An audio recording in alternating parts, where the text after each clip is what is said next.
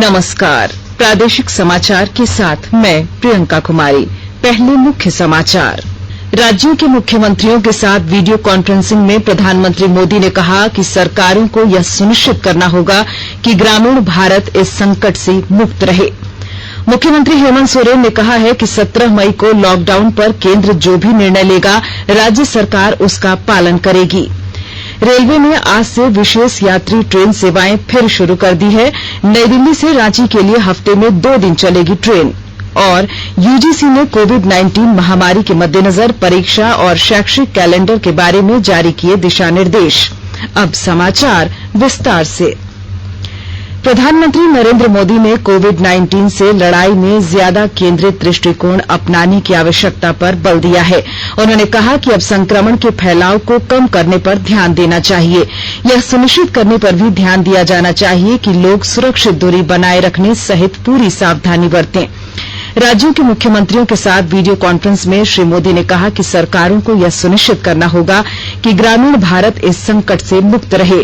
सरकारी सूत्रों के अनुसार प्रधानमंत्री ने कहा कि देश के कई भागों में आर्थिक गतिविधियां धीरे धीरे मगर निश्चित रूप से फिर शुरू हो गई हैं और आगामी दिनों में यह प्रक्रिया और तेज होगी। श्री मोदी ने कहा कि अब इस बात के स्पष्ट संकेत मिल गए हैं कि भारत में यह महामारी किस क्षेत्र में फैली है और कौन से क्षेत्र बुरी तरह प्रभावित हैं। पिछले कुछ सप्ताहों में अधिकारियों ने जिला स्तर तक इस प्रक्रिया को अच्छी तरह समझा है।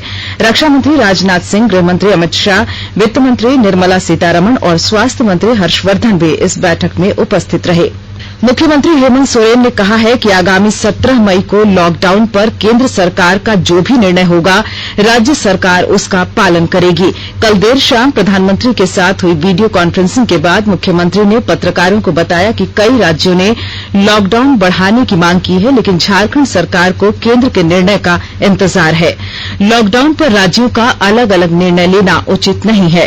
मुख्यमंत्री ने बताया कि उन्होंने प्रधानमंत्री से मनरेगा के गाइडलाइन में झारखंड को छूट देने का आग्रह किया है और मनरेगा श्रम दिवस और मनरेगा की मजदूरी दर में अगले 1 साल के लिए 50-50% की बढ़ोतरी का अनुरोध किया है। अब देखिए, इस विषय पर तो हमारी प्राथमिकता तो मजदूरों की थी। हमने कहा कि अब जल्द से जल्द और अधिक से अधिक संख्या में उनको पहुंचाने का कोई व्यवस्था होना चाहिए। नहीं तो जिस तरीके से लोग चल पड़े हैं रेलवे पटरियों पर, मुझे लगता है कि फिर ये अगर यही हालत रहा तो आने वाले समय में आर्थिक गतिविधियों को सुचारू रूप से चलाना मुश्किल होगा, क्योंकि लोग तो अभी चल ही रहे हैं और उनका गतिविधि अभी सड़कों पर सिर्फ अपना जीवन बचाने को लेकर है। इसलिए अभी देखना पड़ेगा कि आने वाले समय में क्या स्थिति होगी। मुख्यमंत्री ने कहा कि इस मुश्किल घड़ी में लोगों की जान बचाना सर्वोच्च प्राथमिकता है। वहीं आर्थिक मजबूती भी बेहद जरूरी है। ऐसे में जीवन और जीविका के बीच संतुलन बनाकर हमें कार्यों को अंजाम देने के लिए आगे आना होगा। देश में कोविड-19 के अब तक 20,926 रोगी ठीक हो गए हैं।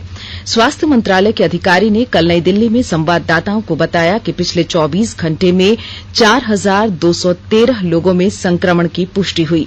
इसके साथ ही रोगियों की संख्या 67,152 हो गई। पिछले 24 घंटे में 1,559 रोगियों को स्वस्थ होने के बाद छुट्टी दे दी गई है।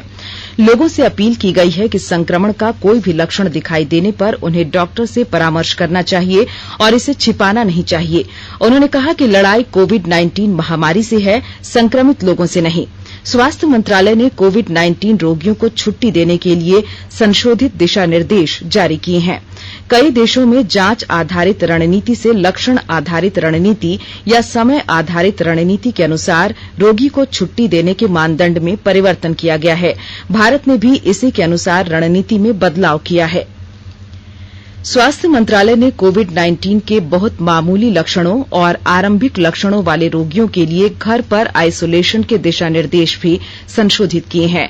संशोधित दिशा निर्देशों के अनुसार ऐसे रोगियों को घर पर आइसोलेशन की अवधि समाप्त होने के बाद जांच की आवश्यकता नहीं होगी।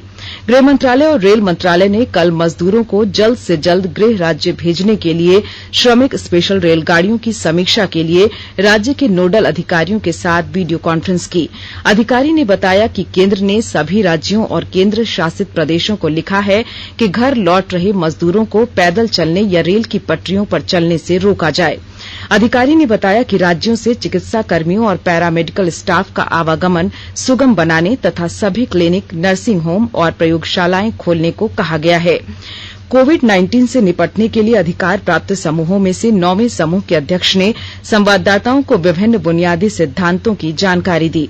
इस दौरान बताया गया कि नागरिकों और अन्य संबंधित पक्षों के लिए प्रौद्योगिकी और आंकड़ों का उपयोग किस तरह किया गया है।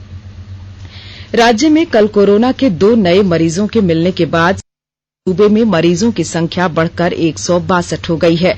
कल रांची से 1 और गिरिडीह से 1 मरीज कोरोना पॉजिटिव पाए गए। स्वास्थ्य और परिवार कल्याण मंत्रालय ने लोगों को सलाह दी है कि वे नोवल कोरोना वायरस से अपने को सुरक्षित रखने के लिए सभी बुनियादी एहतियाती उपायों का पालन करें और सामाजिक दूरी बनाए रखें। एक रिपोर्ट। सरकार ने कहा है कि आवश्यक वस्तुओं की पर्याप्त आपूर्ति जारी है और लोगों को चिंता करने की कोई जरूरत नहीं है।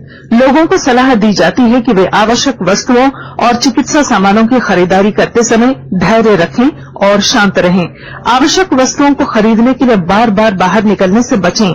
साथ ही लोगों से हाथ मिलाने और गले लगने से भी बचना चाहिए। बाजार, मेडिकल स्टोर और अस्पतालों में लोग कम से कम 1 मीटर की दूरी बनाए रखें। घर पर गैर जरूरी सामाजिक समारोह से बचा जाना चाहिए और घर पर मेहमानों को नहीं बुलाना चाहिए। लोगों को अपनी आंख, नाक और मुंह छूने से बचना चाहिए और लगातार हाथ साफ करते रहना चाहिए। हाथ को दोनों तरफ से कम 20 सेकंड तक रगड़कर धोना चाहिए। यदि कोई व्यक्ति खांसी या बुखार से पीड़ित है तो वह दूसरों के संपर्क में आने से बचे और डॉक्टर से तुरंत परामर्श ले। स्वास्थ्य मंत्रालय ने कोरोना वायरस के बारे में जानकारी के लिए एक टोल फ्री नंबर 1075 जारी किया है। इधर राज्य सरकार की ओर से भी कई दिशा निर्देश जारी किए गए हैं। इस सिलसिले में सरकार ने हेल्पलाइन नंबर 181 जारी किया है। सरकार ने कहा है कि कोरोना वायरस से संदिग्ध तौर पर संक्रमित कोई व्यक्ति पाया जाता है तो इसकी सूचना 0651 जो रांची का कोड है और टेलीफोन नंबर 2261-000 तथा 2261-002 के अलावा फैक्स नंबर 2261-856 और मोबाइल नंबर 9955837428 पर दी जा सकती है। आकाशवाणी रांची भी आपसे अपील करता है कि कोविड-19 के संक्रमण से बचने और अन्य लोगों को सुरक्षित रखने के लिए कृपया घर पर ही रहें और सरकारी दिशा निर्देशों का पालन करें। आकाशवाणी के ताजा तरीन समाचारों के लिए आप हमारी वेबसाइट newsonair.com पर लॉग ऑन कर सकते हैं। ताजा समाचार ट्विटर @AIR न्यूज अलर्ट्स और Facebook page all India radio news पर भी उपलब्ध है। आप प्रादेशिक समाचार एकांश के ट्विटर अकाउंट @AIR news_रांची और Facebook page AIR news Ranchi के अलावा YouTube channel regional news unit Ranchi पर भी हमारे बुलेटिन सुन सकते हैं। प्रादेशिक समाचार आप आकाशवाणी रांची से सुन रहे हैं। भारतीय रेलवे ने आज से विशेष यात्री ट्रेन सेवाएं फिर शुरू कर दी है। शुरू में 15 रेलगाड़ियों के जोड़े चलाए जाएंगे। इन रेलगाड़ियों को नई दिल्ली स्टेशन से विशेष ट्रेन के रूप में चलाया जा रहा है और ये डिब्रूगढ़, अगरतला, हावड़ा, पटना, बिलासपुर, रांची, भुवनेश्वर, सिकंदराबाद, बेंगलुरु, चेन्नई, तिरुवनंतपुरम, मडगांव, मुंबई सेंट्रल और जम्मू तवी से जुड़ेंगी। वहीं नई दिल्ली से रांची के बीच भी सप्ताह में 2 दिन चलेगी। यह ट्रेन हर बुधवार व शनिवार को दोपहर 3:30 बजे नई दिल्ली से रवाना होगी और रांची से हर गुरुवार और रविवार को शाम 5:40 पर प्रस्थान करेगी। जो 15 विशेष रेलगाड़ियां चलाई जा रही हैं उनमें प्रथम, द्वितीय और तृतीय वातानुकूलित श्रेणियां मौजूद हैं। ट्रेन का किराया खान-पान शुल्क हटाकर राजधानी ट्रेन के बराबर ही है। इन रेलगाड़ियों के लिए टिकट आरक्षण केवल IRCTC की वेबसाइट पर ही होगा। रेल स्टेशनों पर टिकट काउंटर बंद रहेंगे और कोई टिकट जारी नहीं किया जाएगा। किराए में खान-पान का कोई शुल्क शामिल नहीं है। खान-पान के लिए पहले से भी कोई बुकिंग नहीं की जा सकती। हालांकि IRCTC सीमित मात्रा में खाद्य पदार्थ और बोतलबंद पानी का नकद भुगतान के आधार पर प्रबंध करेगा। रेल मंत्रालय ने बताया है कि यात्रियों को सलाह दी गई है कि वे अपना भोजन और पानी साथ लेकर जाएं।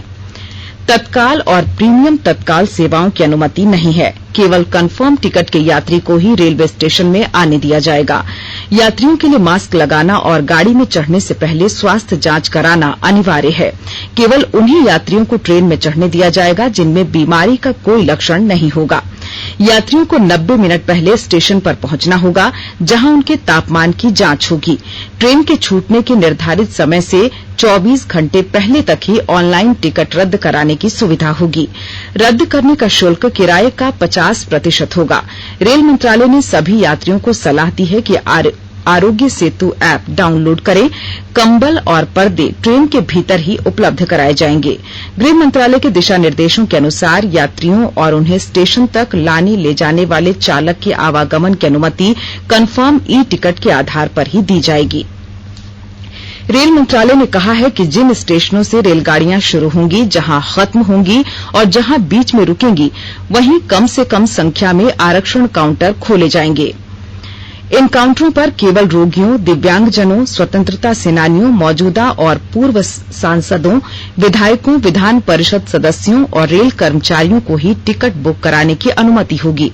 सामान्य कोटा के अंतर्गत टिकटों की बुकिंग केवल IRCTC वेबसाइट के जरिए ही हो सकती है। विश्वविद्यालय अनुदान आयोग UGC ने कोविड-19 महामारी के मद्देनजर परीक्षा और शैक्षिक कैलेंडर के बारे में दिशा निर्देश जारी किए हैं। सभी विश्वविद्यालयों से कहा गया है कि अपनी शैक्षिक गतिविधियों को सभी पक्षों की सुरक्षा और हितों को ध्यान में रखते हुए तय करें और दिशा निर्देशों का पालन करते हुए सभी लोगों के स्वास्थ्य को उच्च प्राथमिकता दें। UGC ने किसी भी प्रकार की जानकारी देने के लिए विशेष हेल्पलाइन शुरू की है, जिसका नंबर है 011-2323-6374। विद्यार्थी अपनी किसी भी शिकायत को आयोग के मौजूदा ऑनलाइन शिकायत निवारण पोर्टल पर भी दर्ज करा सकते हैं। लॉकडाउन में भी सरकार किसानों से क्रय किए गए धान के बकाया भुगतान के लिए गंभीर है। गिरिडीह जिला को धान खरीदी के लिए 5 करोड़ रुपए का आवंटन मिला है। जिला आपूर्ति पदाधिकारी ने कहा है कि 1 सप्ताह में किसानों के खाते में राशि भेज दी जाएगी। विस्तृत ब्यौरा दे रहे हैं हमारे संवाददाता। आपूर्ति पदाधिकारी डॉक्टर सुदेश ने कहा है कि धान बेचने वाले किसानों का बकाया 1 सप्ताह में भुगतान कर दिया जाएगा। गिरिडीह के 2830 किसानों को 26 करोड़ 75 लाख रुपए का भुगतान कर दिया गया है। सरकार ने 5 करोड़ रुपए का आवंटन और दिया है। डॉक्टर सुदेश ने बताया कि 4294 किसानों ने 2,20,862 क्विंटल धान पैक्सों के माध्यम से सरकार को बेचा है। सरकार से जैसे जैसे आवंटन प्राप्त हो रहा है, वैसे वैसे किसानों को भुगतान कर दिया जा रहा है। जिला आपूर्ति पदाधिकारी डॉक्टर सुदेश ने बताया कि 8,388 किसानों ने धान बेचने के लिए पंजीकरण कराया था, जिसमें से 4,294 किसानों ने सरकार को धान बेचा है। रमेश प्रभाकर, आकाशवाणी समाचार, गिरिडीह। केंद्र ने राजस्व घाटा अनुदान की दूसरी किस्त के तौर पर 14 राज्यों को 6,191 करोड़ रुपए की राशि जारी की है। वित्त मंत्री निर्मला सीतारमण ने एक ट्वीट में बताया कि इस राशि से कोरोना संकट के दौरान राज्यों के लिए अतिरिक्त संसाधन उपलब्ध होंगे। यह अनुदान 15वें वित्त आयोग की सिफारिश के अनुरोध पर है और आंध्र प्रदेश, असम, हिमाचल प्रदेश, केरल, पंजाब, तमिलनाडु, उत्तराखंड, पश्चिम बंगाल, त्रिपुरा, मणिपुर, मेघालय, मिजोरम, नागालैंड और सिक्किम को जारी किया गया है। केंद्र ने सभी राज्यों और केंद्र शासित प्रदेशों के सभी राशन कार्ड को आधार नंबर से जोड़ने की समय सीमा 30 सितंबर तक बढ़ा दी है। यह स्पष्ट किया गया है कि केवल आधार नंबर नहीं होने पर किसी भी वास्तविक लाभार्थी को अनाज के कोटे से मना नहीं किया जाएगा और न ही राशन कार्ड से उसका नाम हटाया जाएगा और न उसका राशन कार्ड रद्द किया जाएगा। उपभोक्ता कार्य मंत्रालय ने इस संबंध में सभी राज्यों को स्पष्ट निर्देश जारी किए हैं। और अब संक्षिप्त खबरें। साहिबगंज जिले के महादेवगंज निवासी सीआरपीएफ के कांस्टेबल मुन्ना यादव कल छत्तीसगढ़ के बीजापुर में नक्सलियों के साथ मुठभेड़ में शहीद हो गए। उनका पार्थिव शरीर आज महादेवगंज लाया जाएगा। वित्त मंत्रालय ने स्पष्ट किया है कि केंद्र सरकार की किसी भी श्रेणी के कर्मचारी के मौजूदा वेतन में किसी भी तरह की कटौती करने का सरकार का कोई प्रस्ताव विचाराधीन नहीं है। कल एक ट्वीट में मंत्रालय ने कहा है कि मीडिया में इससे संबंधित खबरें पूरी तरह झूठी और निराधार हैं। केंद्र सरकार ने देश में कोविड-19 हॉटस्पॉट की पहचान के लिए धर्म के आधार पर मैपिंग संबंधी अंग्रेजी दैनिक की खबर का खंडन किया है। कोविड-19 के बारे में नई दिल्ली में संवाददाता सम्मेलन में स्वास्थ्य मंत्रालय के अधिकारी ने कहा कि यह खबर गलत और गैर जिम्मेदाराना है।